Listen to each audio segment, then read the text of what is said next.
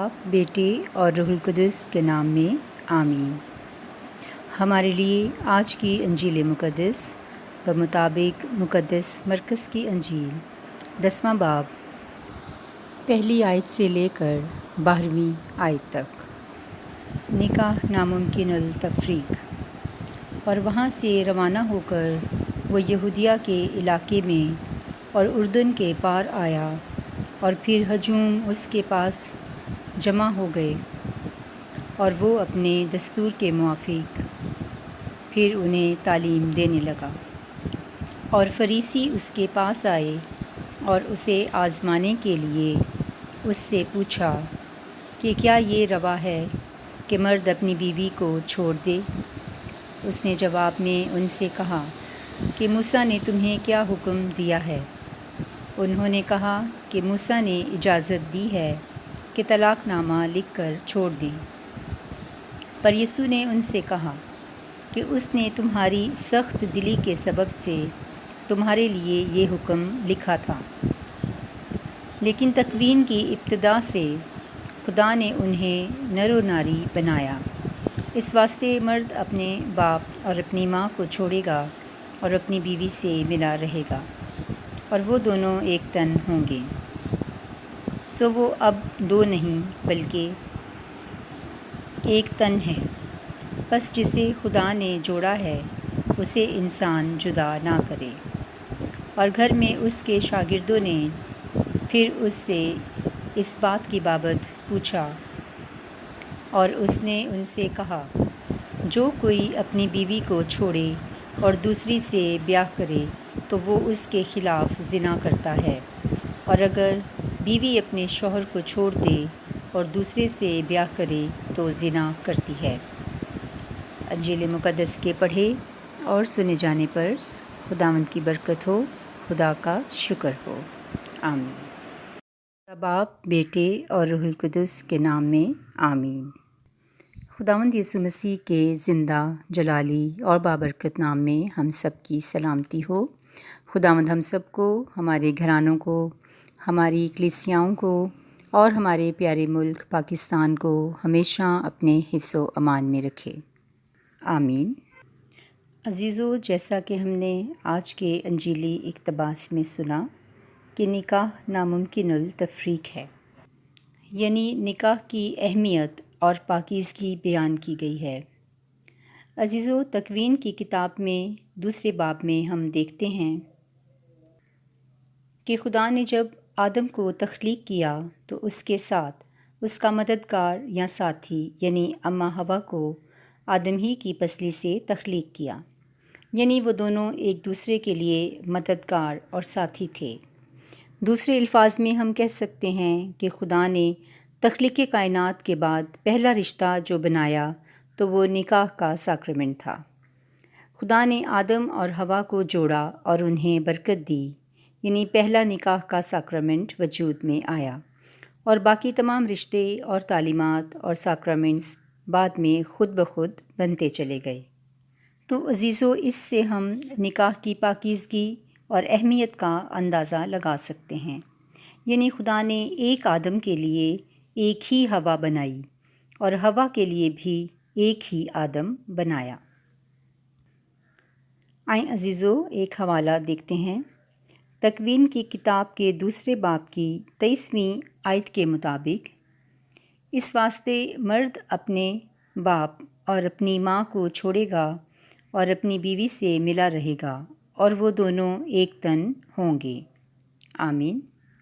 عزیزو، خدا کی فرمائی ہوئی بات اٹل اور ایک قانون کی حیثیت رکھتی ہے، یعنی جیسے جیسے معاشرہ بڑھتا گیا اور لوگوں کے طرز زندگی اور رہن سہن طور طریقوں میں تبدیلی رونما ہونی شروع ہوئی تو موسیٰ نے بھی لوگوں کی سخت دلی کے سبب سے اپنی بیویوں کو طلاق نامہ لکھ کر چھوڑ دینے کا حکم دیا۔ تو عزیزو، یہاں لفظ سخت دلی قابل غور ہے، اور آگے چل کر پورے پرانے عہد نامہ میں ہم دیکھتے ہیں کہ خدا نے اپنی چنیدہ قوم بنی اسرائیل کو بھی سخت دل اور گردن کش لوگوں سے تشبیہ دی ہے، اور خداوند خود ان کا خاوند یا شوہر اپنے آپ کو ظاہر کرتا ہے، اور جیسے جیسے وہ قوم گمراہی کا شکار ہوتی گئی تو خدا سخت الفاظ میں ان کو تنبیہ کرتا ہے، اور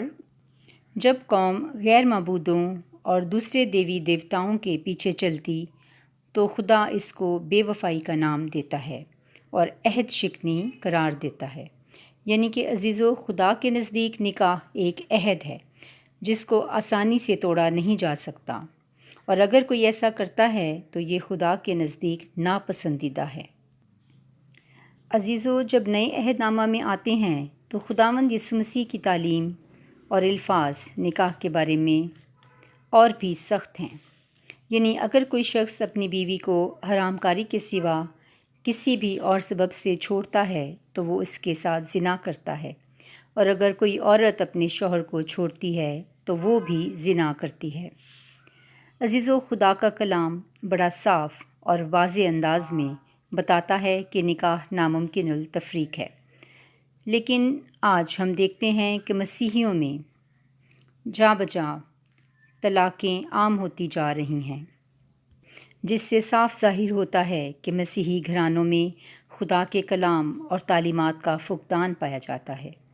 عزیزو، اگر ہم گہرائی سے سوچیں کہ اگر ایسے خاندان میں جن کا طلاق کی جانب رجحان یا اثر پایا جاتا ہے، اور اگر بچے بھی موجود ہیں تو زیادہ اثر انداز چھوٹے بچے ہوتے ہیں، اور معصوم بچوں کو اپنے والدین کے غلط فیصلوں کا خمیازہ بھگتنا پڑتا ہے، اور جو لوگ بھی کسی نہ کسی طریقے سے مسیحیوں میں طلاق کروانے میں کسی بھی قسم کی پیش رفت کرتے ہیں تو ان کے لیے بھی خدا کا حکم بڑا واضح ہے کہ جس کو خدا نے جوڑا ہے انہیں کوئی آدمی جدا نہ کرے۔ آمین۔ عزیزو، کلام مقدس میں بارہا آیا ہے کہ خدا طلاق سے بیزار ہے، اور اگر ہم خدا کو خوش کرنا چاہتے ہیں تو ہمیں خدا کے حکموں کو ماننے اور انہیں اپنی ذاتی زندگی میں اولین درجہ دینے کی ضرورت ہے۔ یعنی اپنی خوشی پر خدا کی خوشی کو ترجیح دیں گے تو ہم یقیناً خوش رہیں گے۔ مسیحی نکاح کی مضبوطی کی بنیاد وفاداری پر قائم ہے۔ عزیزو، خدا وفادار خدا ہے، وہ ہمیشہ اپنی باتوں اور عہد پر قائم رہتا ہے، اور خدا کے لوگ ہوتے ہوئے ہم مسیحی لوگوں کو اور مومنین کو بھی چاہیے کہ ہم بھی وفاداری کے ساتھ اپنی زندگیاں بسر کریں۔ خصوصاً شادی شدہ لوگ اپنی زندگیوں سے خدا کے لیے وفاداری ظاہر کریں، جو کہ عہد و پیمان کی صورت میں انہوں نے خداوند کے مذبح کے آگے کی، ان پر قائم رہیں۔ اور اگر کوئی فریق بے وفائی کرتا ہے تو کم از کم دوسرے کو چاہیے کہ وہ ہی اپنے عہد و پیمان پر قائم رہے اور عہد شکنی کی زندگی بسر نہ کرے، بلکہ مرتے دم تک اپنے کیے گئے عہد و پیمان پر قائم رہے اور اسے نبھائے۔ آئیں عزیزو، آج کے انجیلی اقتباس کی روشنی میں ہم نکاح کی پاکیزگی اور اہمیت اور افادیت کو سمجھتے ہوئے خداوند سے فضل مانگیں کہ ہمارا پیارا خدا ان تمام مسیحی گھرانوں کو اپنے پیار اور محبت میں جوڑے رکھے اور قائم و دائم رکھے، جن میں بھی طلاق کی نوبت آ پہنچی ہے یا ہونے والی ہے، تاکہ گھرانے بچائے جائیں اور مسیح کی بادشاہت کے وارث بنیں۔ مسیح ہمارے خداوند کے وسیلہ سے، آمین۔